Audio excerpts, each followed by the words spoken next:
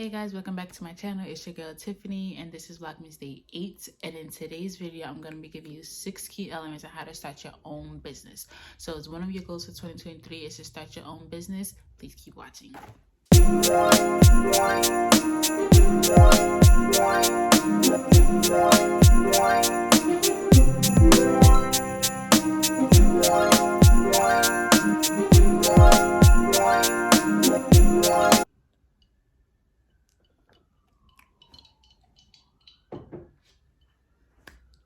All right, so how to start your own business. Number one, first thing you want to do is what kind of business do you want to start? For me, starting my brand Exquisite Slay, I knew I wanted to start the t-shirt company. Well, because one, that's something I've always wanted to do, to be honest. I've always wanted to have some form of clothing brand, you know, whether it was t-shirts, jackets, shoes, like just something that people can wear on a daily basis. I knew that's something I always wanted to do. To be honest, being in it, like I've talked about, you know, wanting to be in the fashion industry for years, the t-shirt idea came to me, I think my senior year in high school. Then I purchased it aside. I was like, yeah, I'm not gonna do this. Then in college, the idea came to me again. I was like, no, maybe not. And then 2018, when I was let go from my job and you know, COVID came and no one was really hiring, that's when I just started my business. So when I was thinking about what I wanted to start, I just thought back to all the different ideas, and I remembered that having a t-shirt business was something I wanted to do. So that's how I was like, okay, you know, I'm gonna just start it, go ahead, do what I need to do. So make sure it's something that you're passionate about. If you love photography, you know, maybe you can be a freelance photographer for some magazines, or you can just start your own photography company and like do family photo shoots, holidays, weddings, like whatever someone may need a photographer for. That's something you can have your business do. Like my grandma, she's in publishing, so she's starting her own publishing company. So there's so many different aspects, but you just want to make sure that's something you're truly passionate about. So that's number one, what kind of business you want to start, and make sure it's something that you're passionate about. Two, you need to figure out your business entity. Now the business entity is like those few little letters that you always see at the end of the business names. Like for me, my brand is Exquisite Slay. So my brand is Exquisite Slay LLC, which stands for Limited Liability Corporation. So you just want to figure out what kind of entity you want to do. There are several different ones out there. Some of the main ones that I see are LLC, partnership, sole proprietorship, and corporation. So just make sure you do your research on what kind of entity you want to be, and make sure it fits into your business name. You don't really want to like have a photography business but you are listed as a corporation. You know what I mean? You can, maybe you go into like those big multi-million-dollar photography companies, but if it's just you, a small business owner, I wouldn't recommend starting out as a corporation. I would recommend starting out as an LLC or a sole proprietorship. But just make sure you do your research on what type of entity you want to be, and make sure it fits on what you want your brand to be about. So that's number two. Number three, your business name. Please, please, please, please, please think of your business name as your baby. You're not gonna name your baby some name that just doesn't fit. So let's say you sell lip gloss, you're not gonna say Luxury Lashes LLC. You know, it needs to make sense. So, you know, choose a name that someone sees it, they're like, oh, okay, I can see how you came up with that name. Like for me, I chose the name Exquisite Slay because I wanted my audience, well, not my audience, I wanted my customers to feel exquisite. I want them to slay. Like, even though it's just t-shirts that I'm selling and lip gloss, you know, these t-shirts have empowering phrases, and these, if I do say myself, these lip glosses are amazing. So I wanted my customers to feel exquisite, and I wanted them to slay. So when thinking of a name, you also want to think of how do you want your audience or your customers to feel. So think of that, like if you were a customer, would you shop at a company with this name, or would you get a service from a company with this name? If not, then you got to go back to the drawing board. And don't feel like you have to rush to find a name. It actually took me, I think I would say maybe like a month to be fully happy with a name for my business, because I just had so many different names just being put out there. I think one name I had was T-shirts by Tiffany. I was like, yep, I'm gonna name it that. And then like after some thinking, I was just like, I'm not feeling it. So, you know, do some research, maybe think of like some, sorry guys, maybe think of like some different adjectives that you want. I think the best way also is to maybe do a logo, like think of how you may want your logo to look, and then maybe the name can follow after. So just really play around with it, but sorry, just make sure that the name it just has a very strong meaning to your business. That's the best way I can put it. I'm popular today, guys. Next up, number 4 is your logo. Your logo is the artwork to your brand. So you want your logo that if it's put somewhere on a billboard without your name, without your product, it's just your logo plastered on a billboard. People can see it like, yes, I know who that belongs to. Think of Nike.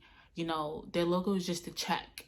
But when people see that check, they know it's Nike. They know that, okay, this is like one of the amazing shoe companies that's out there. Like so you really want it to be associated with your brand and easy to be recognized. So you don't want a logo that goes with like so many of the other different logos that's out there. You want yours to stand out, whether it's with design, color, fonts, whatever it may be. And again, it also has to match with your name and the service or product that you're selling.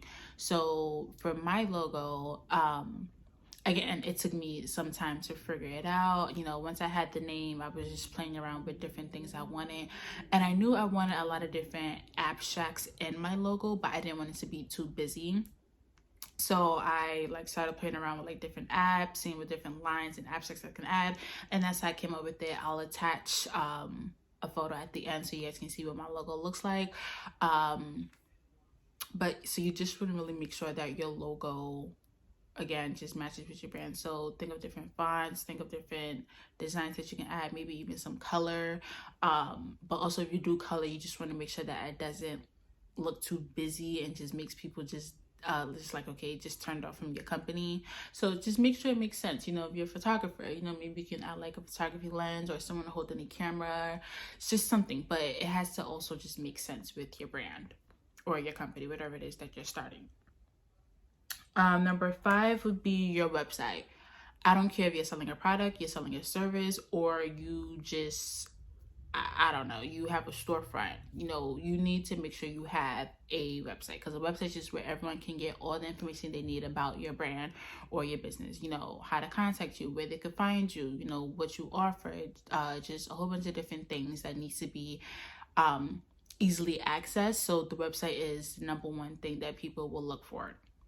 Some of the big website hosting places that I'm familiar with is Wix, Shopify, and Big Cartel.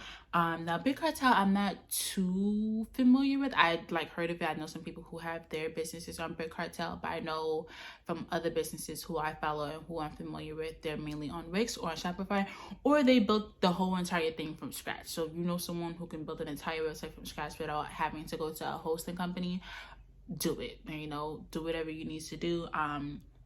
My business is on Wix just because I like the different incentives that Wix was offering.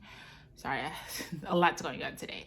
But so my website's on Wix and I'm really happy with that. I'm on I think a 2-year plan. So every 2 years I'm charged like maybe like $600, I think. But look to see what best fits you. Now, we're designing your website. If you have someone designing your website, again, it's same thing with your logo and your name. It has to make sense. And you don't want it to be too busy. You don't want it to just be like a complete turn off.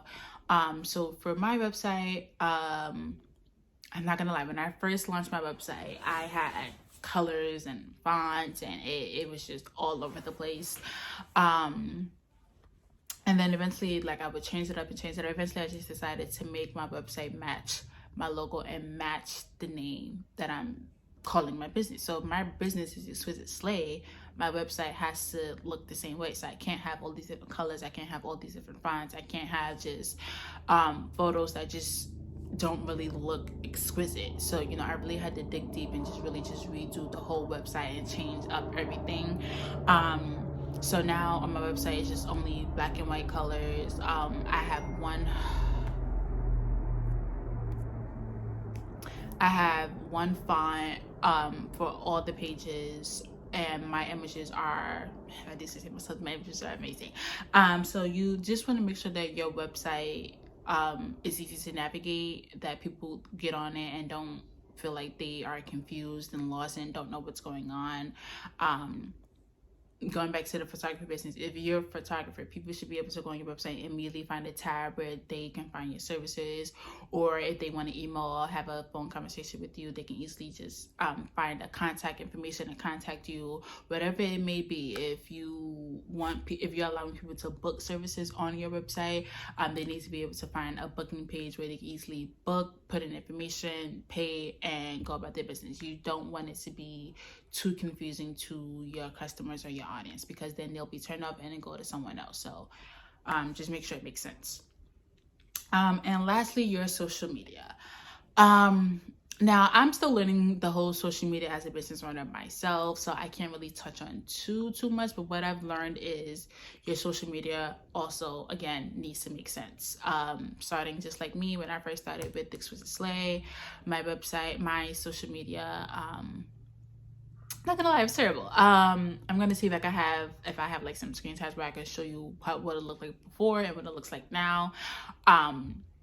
But it's a learning curve. But if I can help others learn from the mistakes that I made with my business, then I'm happy. So again, your social media, you know, I want to say it needs to be clean, just because this is where your customers are also going to be going on, reading up about you, checking up about you. So it needs to be clean, it needs to be organized. Now, social media is where we're all about fun and posting some cool, amazing content. So you can still do that, but you just want to make sure you have some sort of, I guess, like pattern, I want to call it. So like for me on my social media, you know, I have amazing images, but I have a pattern. So I have model, product shot, model, product shot. So that's the pattern that I use for my social media, but my images are completely different. So sometimes it'll be a female, sometimes it'll be a man.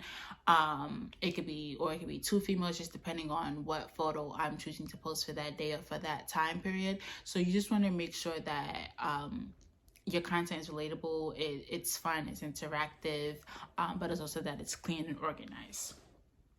And that was it, just this few 6 key elements that I've learned over the course of being an entrepreneur so far that I just wanted to share with you guys. So just a quick recap. 1, what kind of business do you want to start? Make sure it's something that you're passionate about. Don't just jump in because you see someone else making a huge profit off of it and you think you can do the same. You might, but if you're not passionate about it, you won't be happy no matter how much profit you're making from it. So make sure that it's something that you're passionate about, and you're willing to continue to learn and grow from it. Number 2, your business entity. Some of the entities you can do are LLC, partnership, sole proprietorship, and corporation. So again, just do your research on what type of entity you want to be, and make sure it fits what kind of business that you're starting. Number 3, your business name. Again, think of your business like your baby. If you wouldn't necessarily be happy supporting a business with this particular name, then chances are you should have named your business that, no matter what type of business you're starting. Number 4, your logo. Again, you want to make sure your logo is something that someone can easily spot, like at a billboard and like, yep, I know who that brand is. I love supporting them, whatever it may be. But you just want to make sure that it's easy to be recognized. Number 5, your website. Make sure it's easy to navigate. People can find all the information that they need about you and your business on your website, and that is not too crazy and overbearing. And number 6, your social media. Again, make sure it's clean, make sure it's organized. Make sure you can have a pattern if you want to, but overall just make sure it's clean, it's organized, and your content is relatable to your business. So that is it. Thank you guys so much for watching Vlogmas Day 8. Stay tuned for Vlogmas Day 9. Make sure you like, comment, subscribe, turn on the post notifications to be notified when more videos are up. And thank you guys so much for watching this video.